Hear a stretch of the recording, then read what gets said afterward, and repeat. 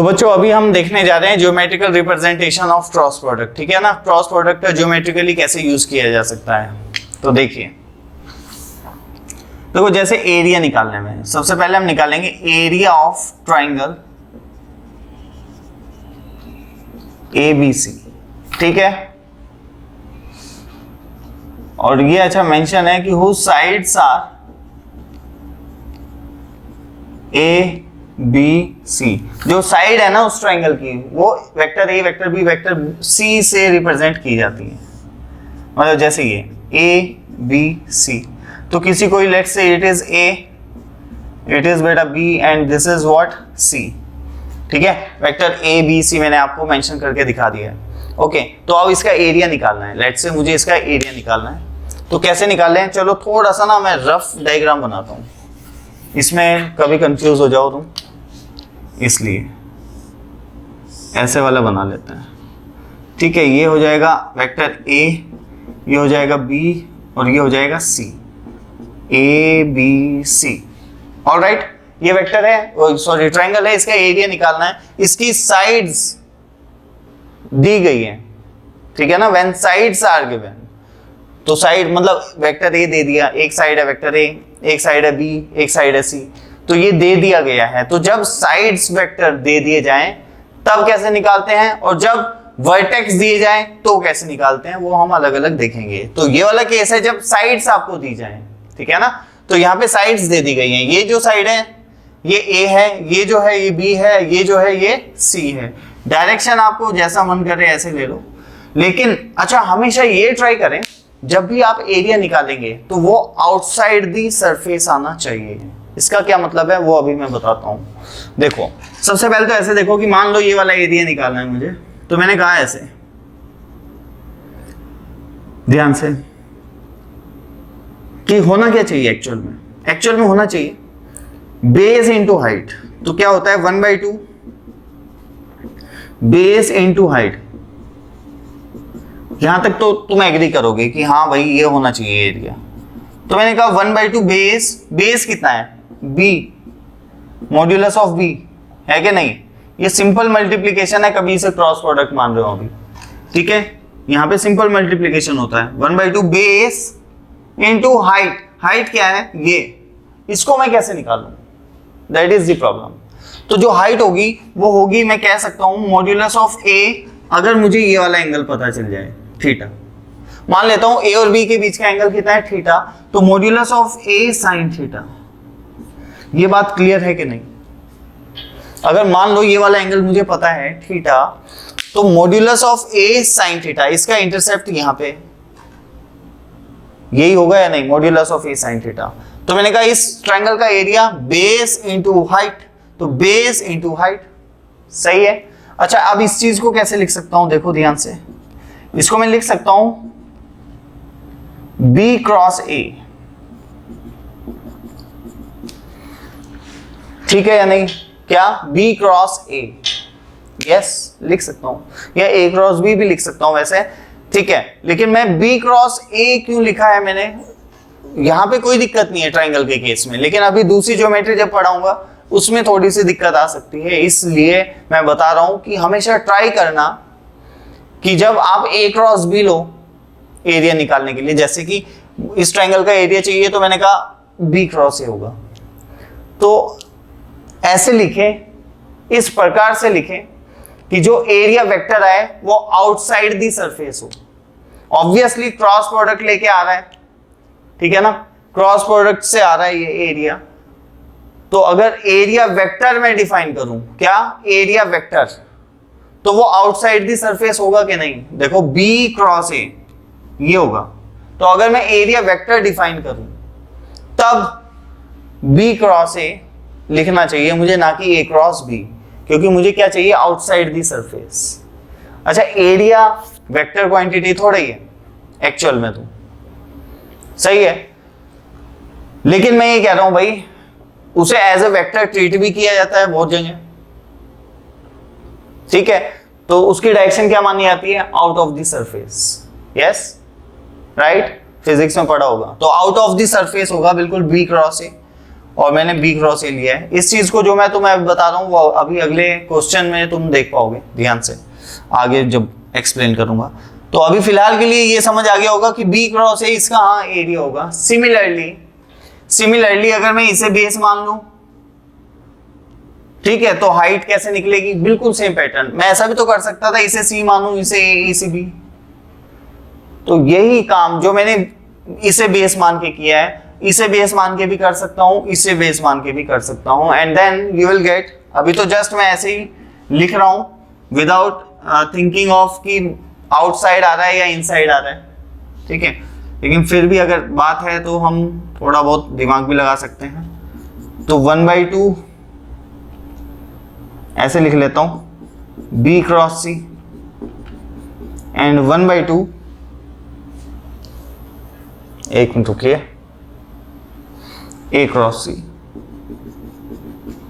ठीक है। आउटसाइड बाहर लाने के लिए ऐसा किया है, जबकि मॉड्यूलस वैल्यू की बात हो रही है तो यू नो वेरी वेल कि A क्रॉस B लिखो या B क्रॉस A लिखो, बोथ आर सेम थिंग, कोई भी इफेक्ट नहीं पड़ने वाला, कोई टेंशन की बात नहीं है। वो तो जब जब एरिया को आप एज ए वेक्टर ट्रीट करेंगे, ठीक है, तब इफेक्ट पड़ेगा इस चीज का। तब हमें ये ध्यान रखना है कि A क्रॉस B लिखें या B क्रॉस A लिखें। अभी फिलहाल तो A क्रॉस B या B क्रॉस A कुछ भी लिख लूं तब भी चलेगा काम, लेकिन मैंने उसी पैटर्न में लिखा है जो पैटर्न मैं आगे यूज करूंगा जब एरिया को एज ए वेक्टर में ट्रीट करूंगा। ऑलराइट, तो मेरे ख्याल से ये बात समझ आ गई होगी कि ये तीनों ही इस ट्रायंगल के एरिया की तरह यूज किए जा सकते हैं। ओके, इसका मतलब अगर मेरे पास दो साइड भी हों, दो साइड वेक्टर्स मुझे दिए जाएं तो मैं एरिया निकाल सकता हूं। ठीक है ना बेटा, सही है। चलिए यहां तक मेरे ख्याल से क्लियर हो गया कि अगर साइड्स दी जाएं तो कैसे निकालते हैं। अब मैं तुम्हें दिखाने जा रहा हूं, अभी तक तो पता चला है कि साइड दी जाए तो कैसे निकालते हैं, अब मैं दिखाने जा रहा हूं कि अगर वर्टिसेस दिए जाएं तब कैसे निकालेंगे। ठीक है, area of triangle whose vertices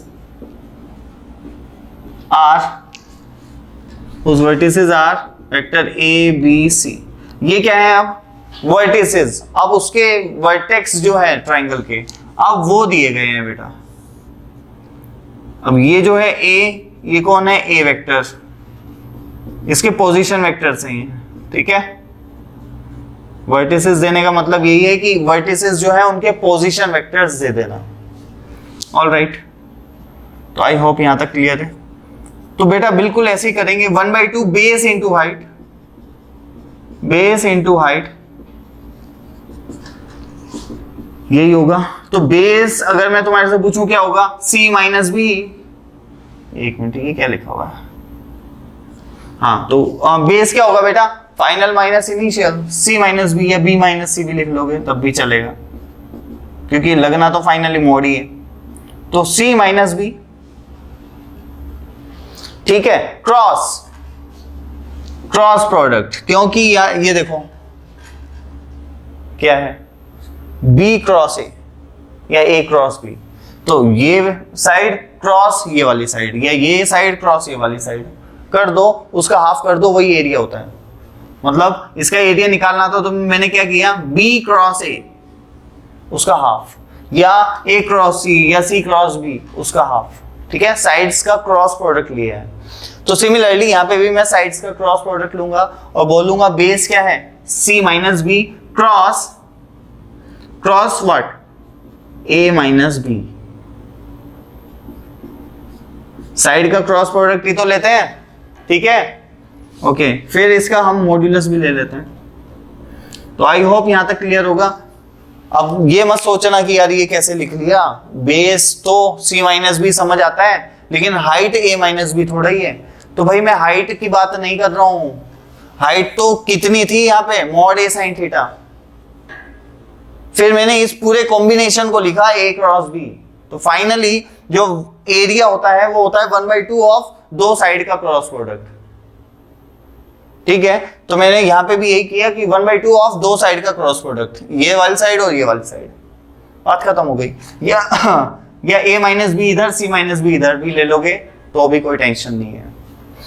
ठीक है, चलिए क्रॉस प्रोडक्ट करते हैं। देखो क्रॉस प्रोडक्ट करते कैसे हैं ये समझने की कोशिश करें।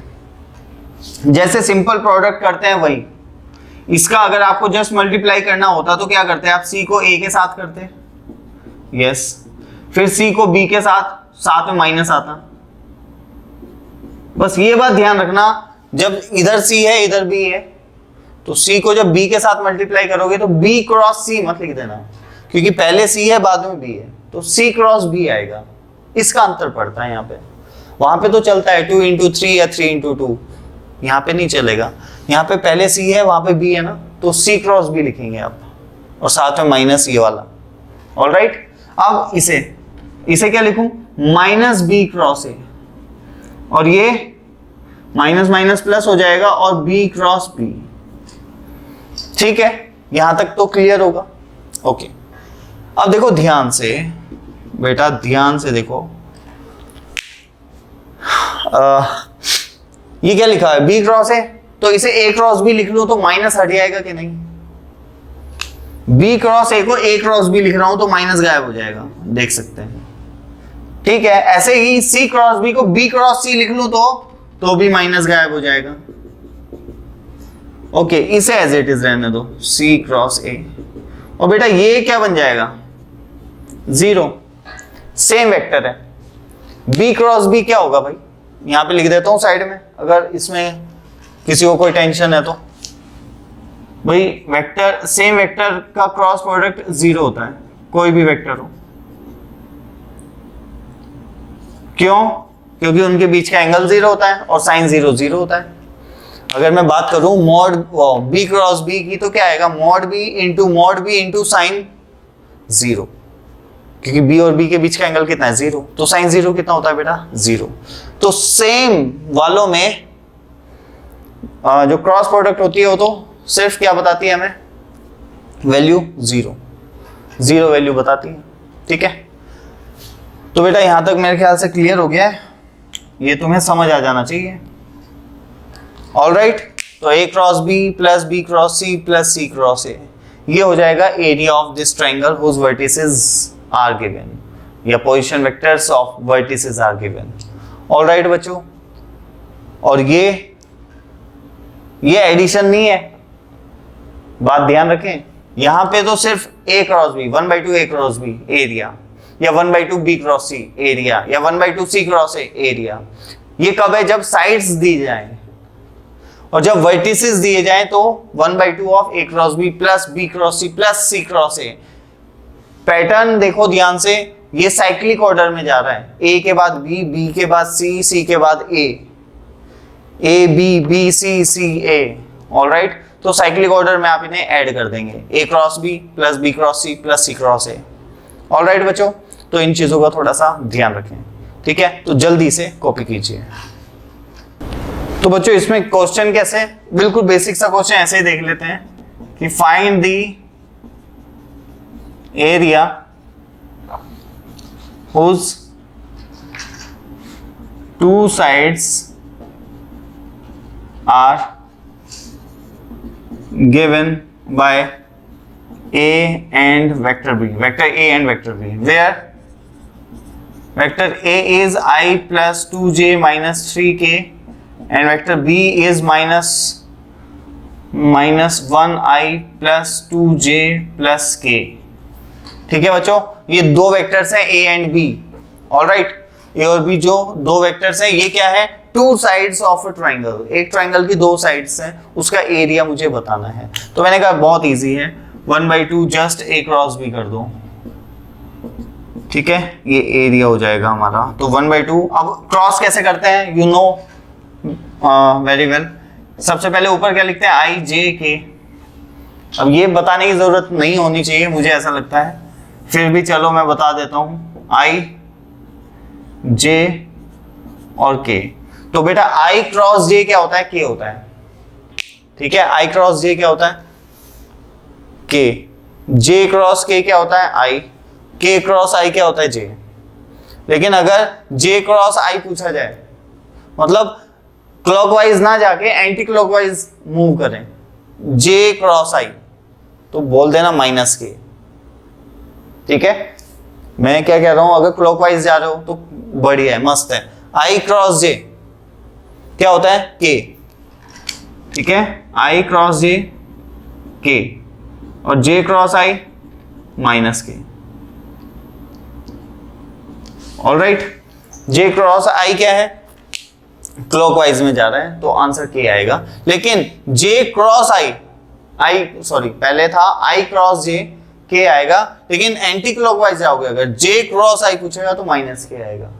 सिमिलरली जे क्रॉस के तो आई है, लेकिन के क्रॉस जे माइनस आई आएगा। सिमिलरली के क्रॉस आई, क्या के क्रॉस आई क्लॉकवाइज है तो जे आएगा, लेकिन आई क्रॉस के जो होगा वो माइनस जे होगा। तो इन चीजों का तो तुम्हें ऑलरेडी पता ही होगा कि आई क्रॉस जे जो होता है वो के होता है। और साइड में ये भी लिख लो कहानी, i cross i equal to j cross j, अच्छा equal to k cross k and equal to zero, all are zero. अगर ये आपस में ही क्रॉस किए जाते हैं तो जीरो आएगा, ठीक है।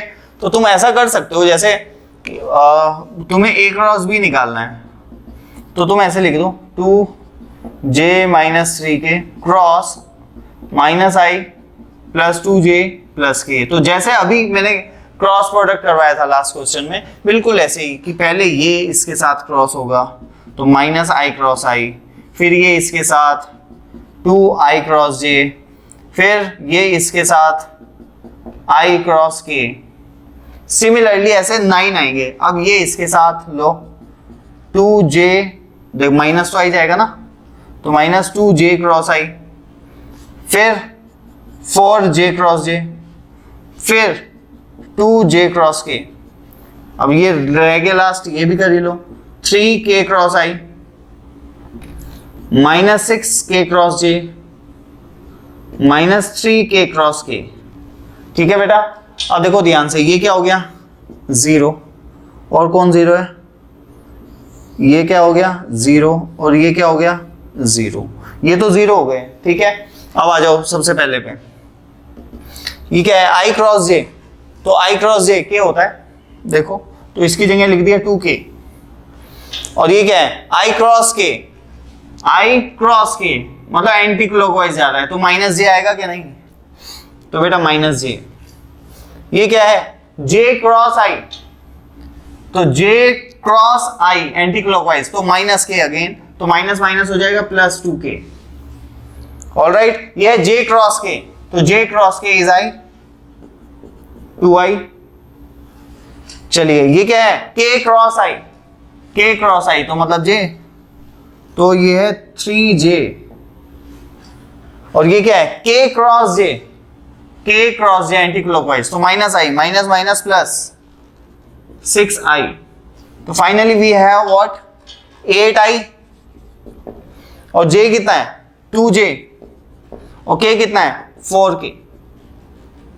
8i plus 2j plus 4k, ये इसका क्रॉस प्रोडक्ट आ रहा है। तो इतना पूरा मैटर करने की जरूरत नहीं है, ये तो मैंने जस्ट तुम्हें दिखा दिया, तो आंसर ही आ रहा है ना 8i 2j 4k। ये दूसरे तरीके से भी लाया जा सकता है, बिल्कुल मैं इसे हटा रहा हूं, इसे लिखने की जरूरत नहीं है तरीके को। ऑलराइट, आंसर लिखे रहने देते हैं, फिर मैच कर लेंगे। तो भाई इससे कर लो यार, डिटरमिनेंट बोलते हैं इसे। तो ये आई जे के ऊपर लिख लो सबसे पहले, डिटरमिनेंट में ऊपर क्या लिख लो आई जे के। अब क्या निकालना है के क्रॉस, सॉरी ए क्रॉस बी, तो पहले ए आएगा और सेकंड रो में बी आएगा। तो ए जैसे यहाँ पे है, आई का कोफिशिएंट कितना है 1, यहाँ पे जे का कोफिशिएंट आएगा 2, यहाँ पे के का आएगा जो कि -3 है। बी में आई का कोफिशिएंट -1, जे का 2, के का 1। अब इसे सॉल्व करना है and you will get your answer. मतलब डिटरमिनेंट इतना तो सॉल्व करना सभी को आता है कि जैसे ये लिखा हुआ है इसे कैसे सॉल्व करें। तो आई कैप तो एज इट इज रहेगा, आई एज इट इज, और फिर this into this minus this into this, तो ये कितना आएगा 2 + 6, 2 × 1 माइनस 2 × -3 कितना हो जाएगा 2 + 6। अच्छा अब बीच वाले पे जब आप करेंगे, पहले आई लिखा और फिर this into this minus this into this, आप जे लिखोगे, लेकिन जे नहीं माइनस जे लिखोगे, ये बात ध्यान रखें। बीच वाले पे पहले आपके माइनस आएगा, ये ध्यान रखें, ठीक है, ये गलती नहीं होनी चाहिए। तो क्या आ गया यहाँ पे माइनस जे, माइनस जे। अब ये वाली रो हटा दो, कौन बचा 1 और ये हो गया -3, ठीक है, 1 - 3। अब मैं इसे हटा रहा हूं, ध्यान से देखते रहो, ठीक है, 1 एंड -3। अब के पे आ जाओ, के कैसे करें, 1 × 2 माइनस ऑफ दिस, तो 2 + 2 हो जाएगा बेटा, 2 + 2। तो ये देखना कितना आ गया 8i, ये कितना आ गया +2j, और ये कितना आ गया +4k। ये ध्यान से देखो सेम है बिल्कुल, 8i + 2j + 4k। तो ज्यादा बेटर है इस तरीके से करना। दोबारा से बता देता हूँ ये वाला तरीका, मैं एक बार देखो ध्यान से। मान लो तुम्हें i निकालना है, i के कोरेस्पॉन्डिंग, तो जो i लिखा है यहाँ पे, फिर इस वाली लाइन को छोड़ दो, ठीक है, जो बचा दिस इंटू 2 × 1 - 2 × -3, ऐसे किया मैंने। फिर मैंने लिखा -j, ध्यान रखें बीच वाले में माइनस आएगा, -j।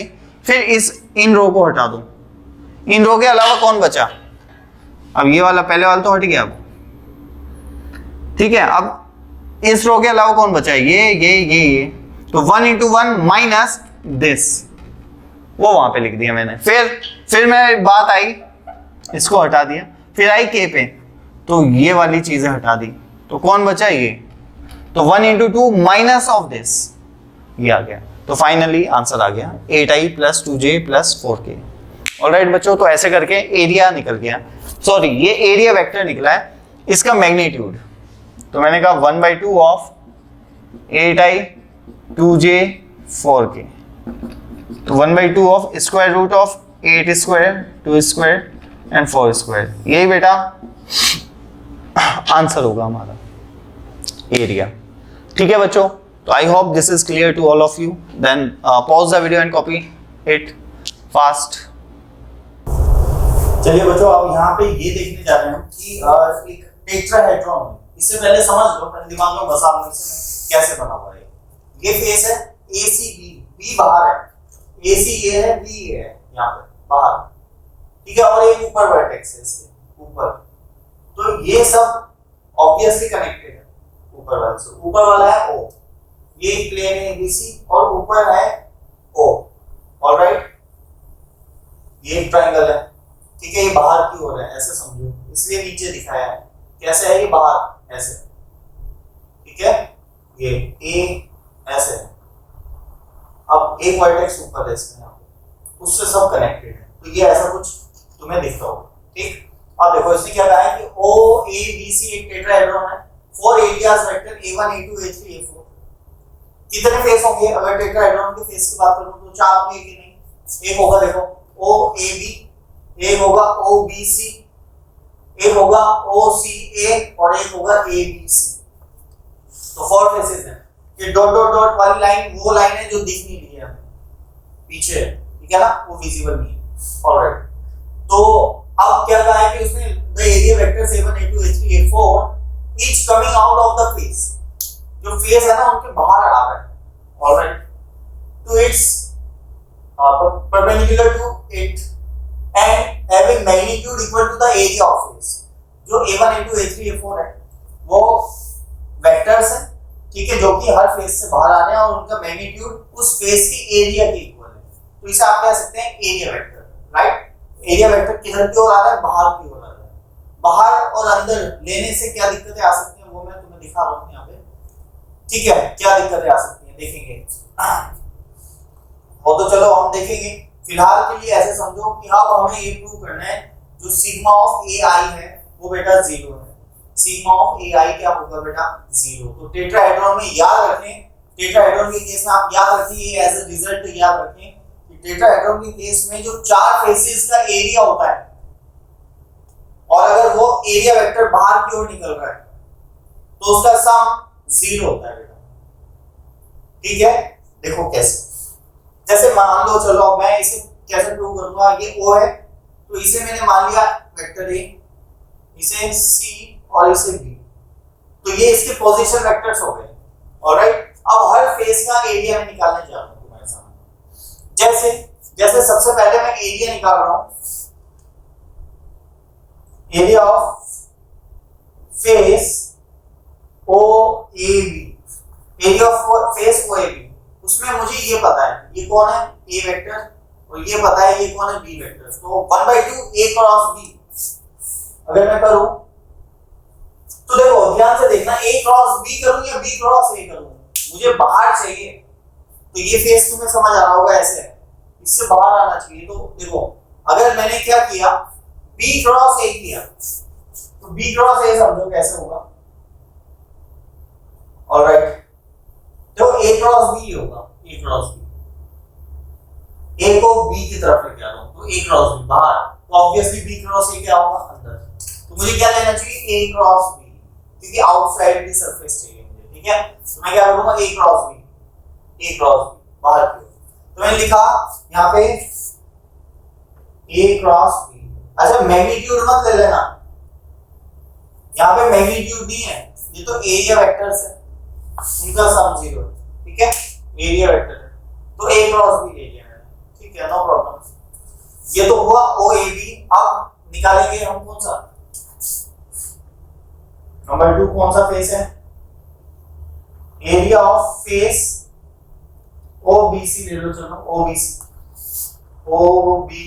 OBC में ये भी मुझे पता है C वेक्टर है, तो बाहर की ओर आना चाहिए, ध्यान देना बाहर की ओर, तो देखो ये B है ये C है, तो कैसे करना चाहिए, लेट मी थिंक,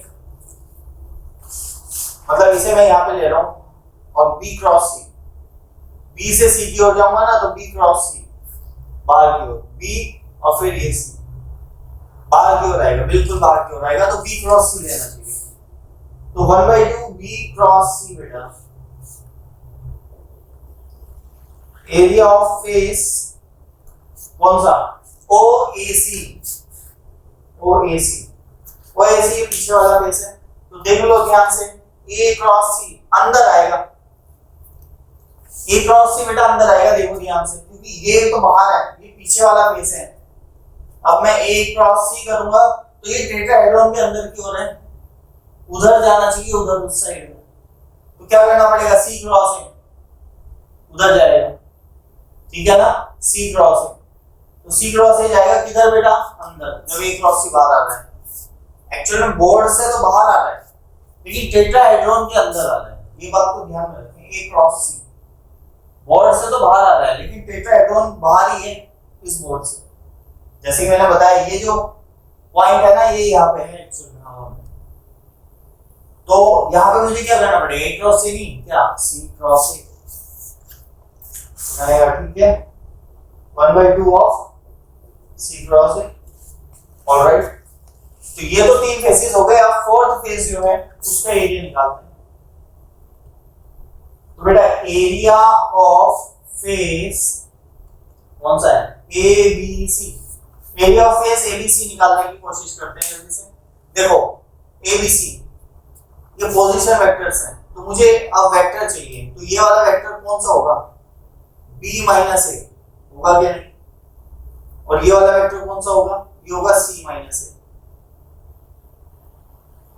ठीक है। अब होना क्या चाहिए, क्या B minus A cross C minus A होना चाहिए या C cross A minus B minus A, अब ये सोचो, ये एक्चुअल में ऐसा है, एक साइड ये है और एक ऐसे है और एक ऐसे है, तो अब ये हवा में है, ये एक्चुअल में आगे की हो रही है ऐसे, तो मैंने कहा ये ऐसे अंदर जाएगा, इससे होना क्या चाहिए, ऐसे बाहर की ओर, तो मतलब C minus A cross B minus A आना चाहिए, बाहर की ओर लेना है, तो मैंने कहा 1/2 C minus A cross B minus A बेटा, और देख लो ये करके, अब देखो C और B हो जाएगा कितना, C क्रॉस B, और फिर C इसके साथ कितना, C क्रॉस A, अब A इसके साथ तो A cross B and A cross A plus A cross A, ये आ गया फाइनली,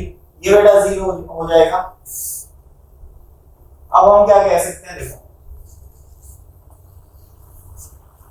माइनस में रहने दो ना, इसे क्या लिख लो, b क्रॉस c माइनस, इसे ही माइनस में लिख लो, ये हो गया c क्रॉस a, ये हो गया a cross b।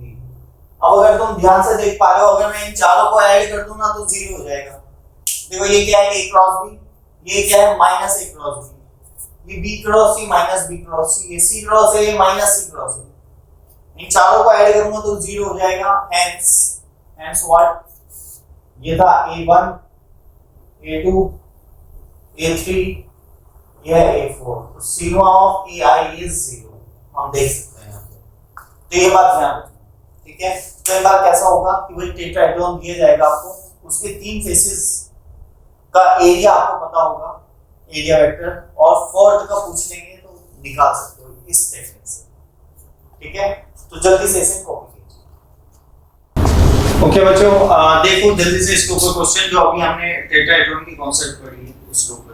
Find the area of triangle shown in figure. भाई ये जो ये एक्सिस मानो या कुछ भी मान लो,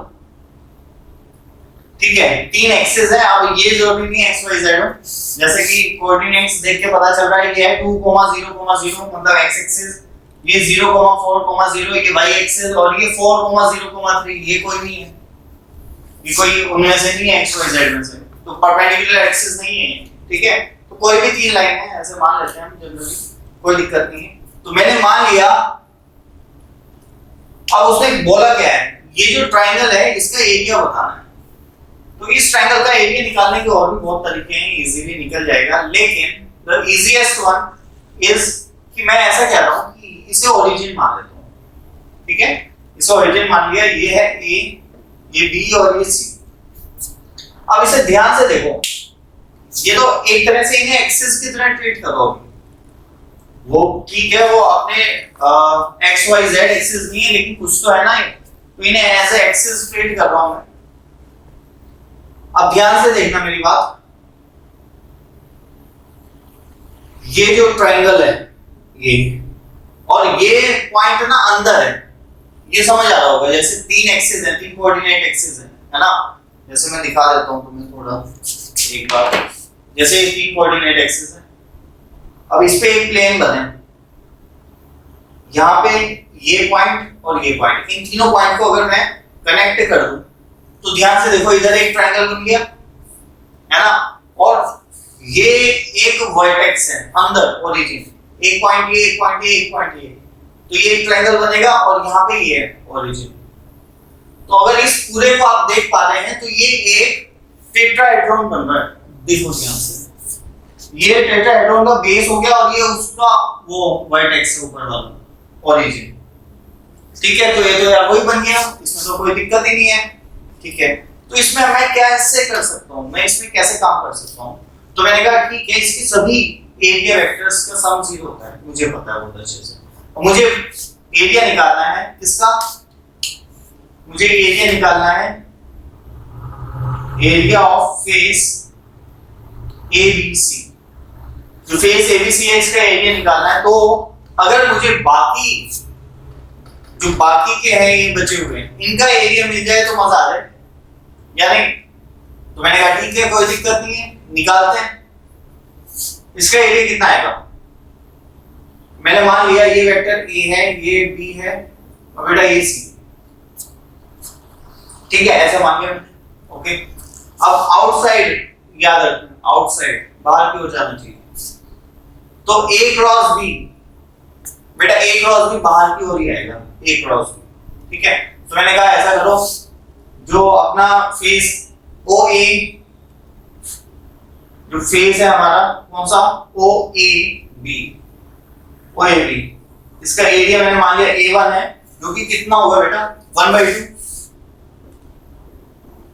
A1 क्रॉस B1। मैं एक तरीका बता रहा हूं, नहीं तो इस ट्रायंगल का एरिया निकालना वैसे ही बहुत इजी है। इसके वर्टिसेस दे रखे हैं, इसके वर्टिसेस दे रखे हैं, एंड पॉइंट, तो हम इजीली निकाल सकते हैं ऐसे एरिया।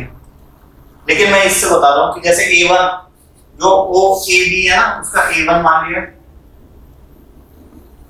A2 किसका मान लें? फेस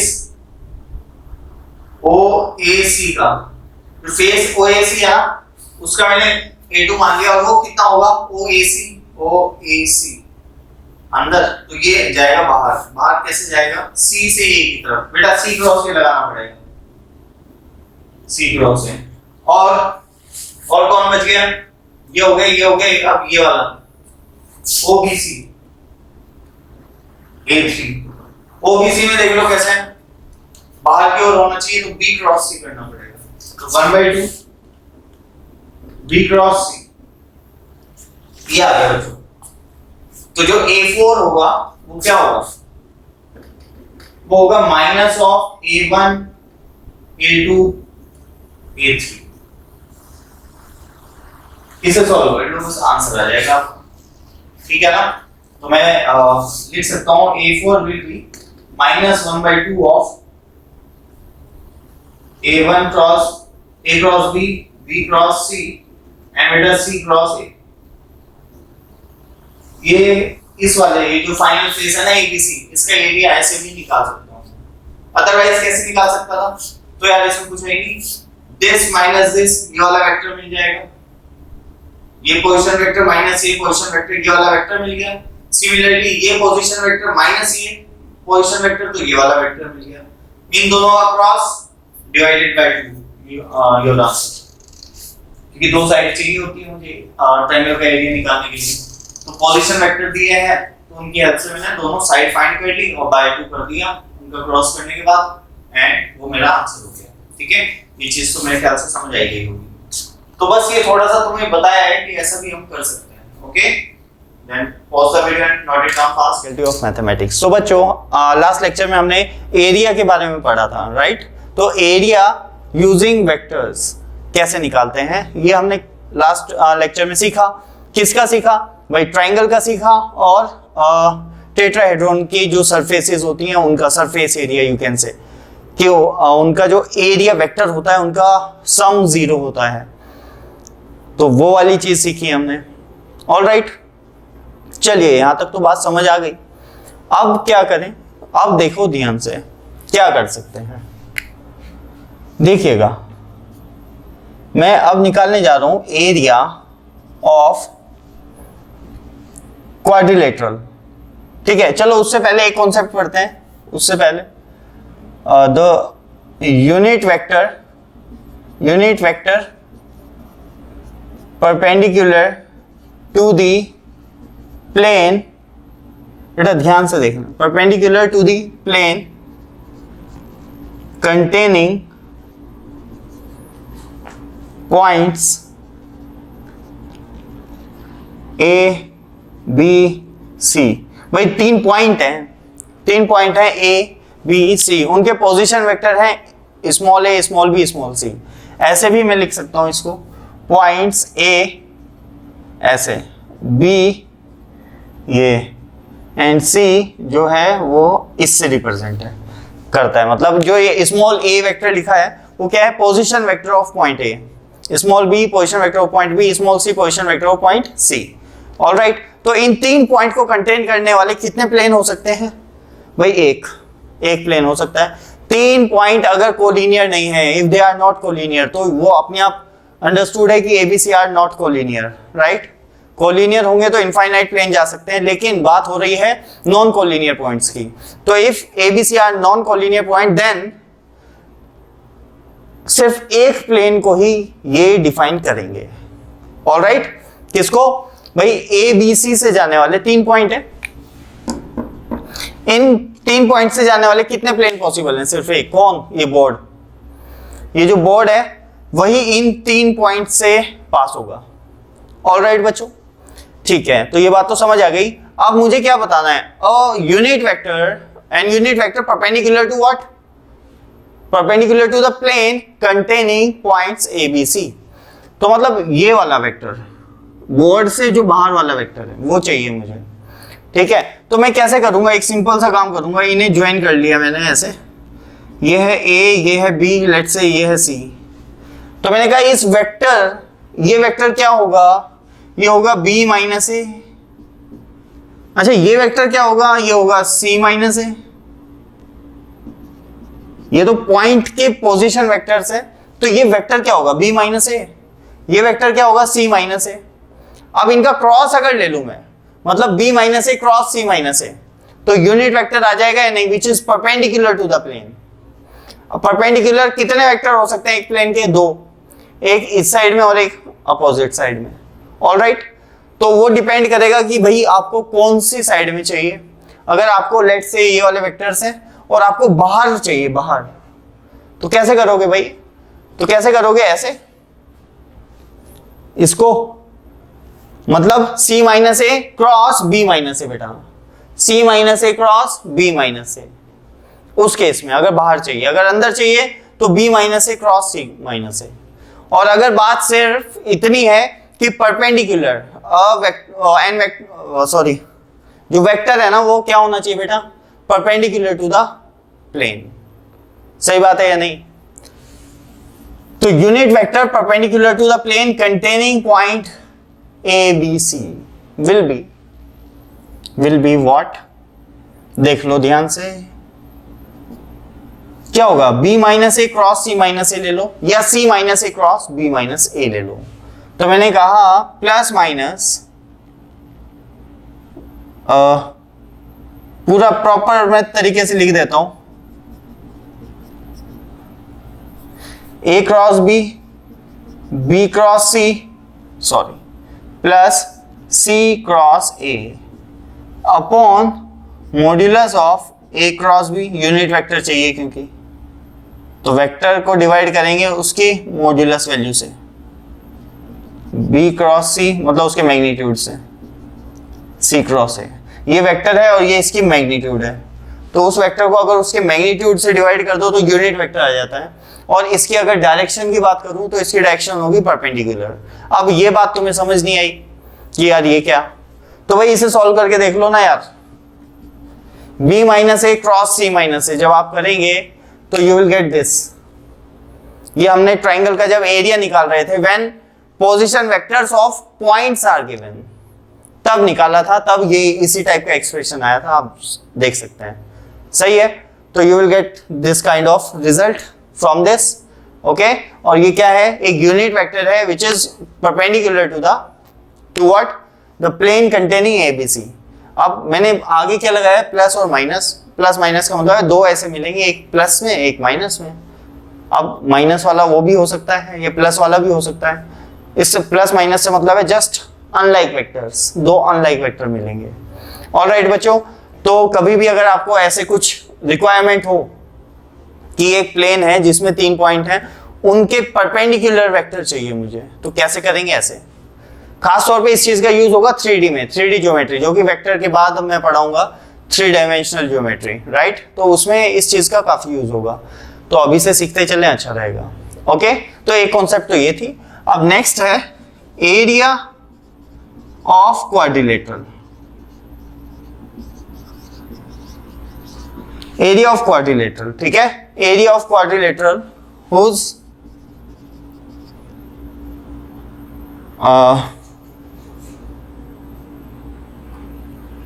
whose vertices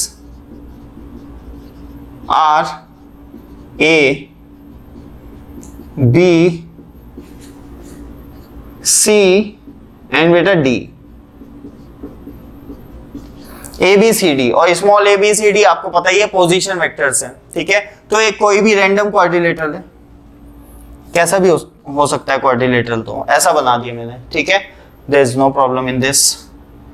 ओके, तो चलिए ये बेटा क्वाड्रिलेटरल है, इसके ना ये मान लो ये क्या है, डायगोनल्स, इसे मैंने मान लिया चलो D1, इसे बेटा मान लिया D2,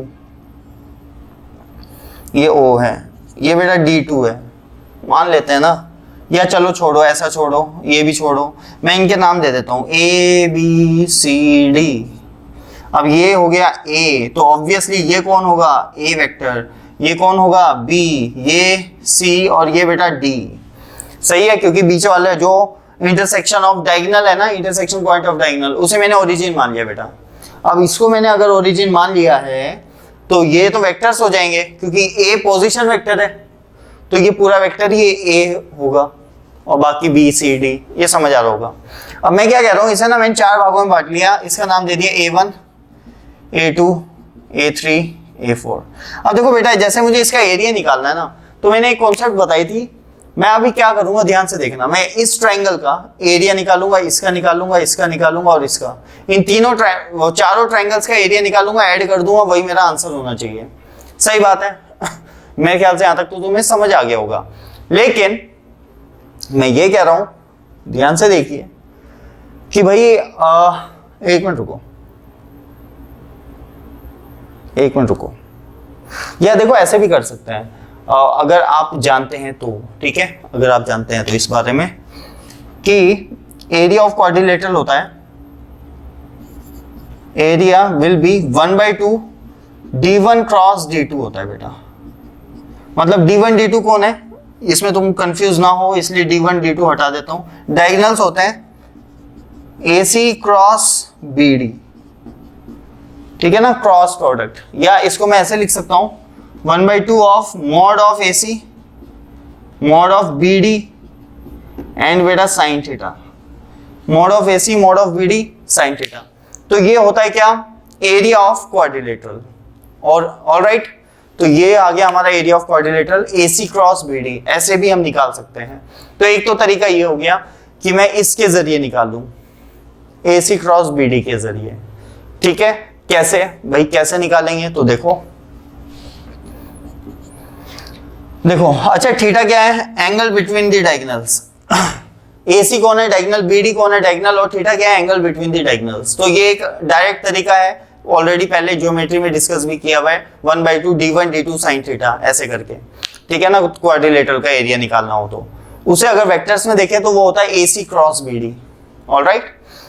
तो अब मैं कह रहा हूं AC, चलो लेट्स से AC क्या होगा, C माइनस A होगा या नहीं, क्योंकि C इसका पोजीशन वेक्टर है, A इसका है।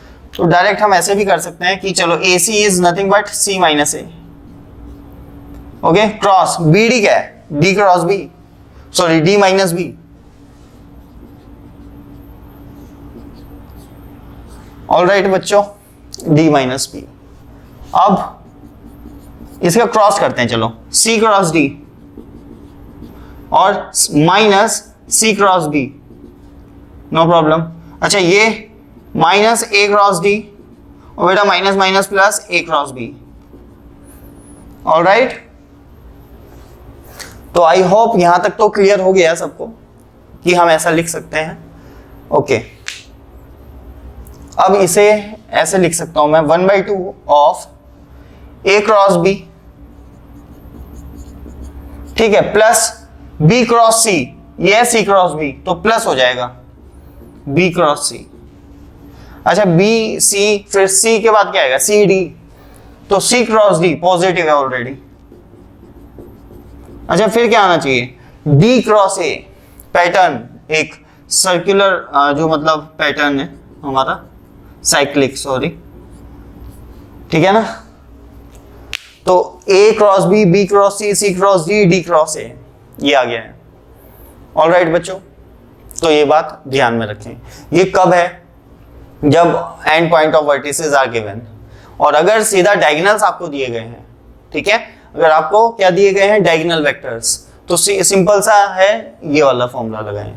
तो 1/2 एक डायगोनल क्रॉस दूसरा डायगोनल, ठीक है, उसे हम लिख सकते हैं 1/2 mod of AC mod of BD sine theta. ये बेटा हर एक में काम आएगा, हर एक जगह है, ऑलराइट। अब देख लो डायगोनल्स कहां पे परपेंडिकुलर होते हैं, जैसे रोम्बस, ठीक है, रोम्बस के केस में अगर मैं बात करूं तो डायगोनल्स आर परपेंडिकुलर, तो ऑब्वियसली इसका आंसर हो जाएगा 1/2 AC इंटू BD।